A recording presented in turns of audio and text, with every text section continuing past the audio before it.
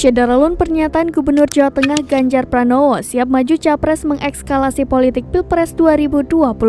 Ganjar digadang maju Pilpres 2024 lewat Koalisi Indonesia Bersatu atau KIB yang didukung Partai Golkar, Partai Amanat Nasional atau PAN, dan Partai Persatuan Pembangunan atau P3.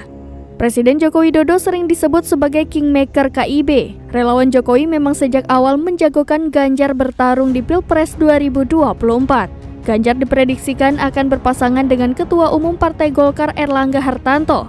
Sementara PDIP sebagai partai Ganjar menjagokan Puan Maharani sebagai capres.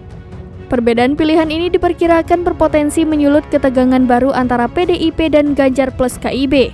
Kalkulasi politik, Ganjar tak akan maksimal tanpa didukung PDIP.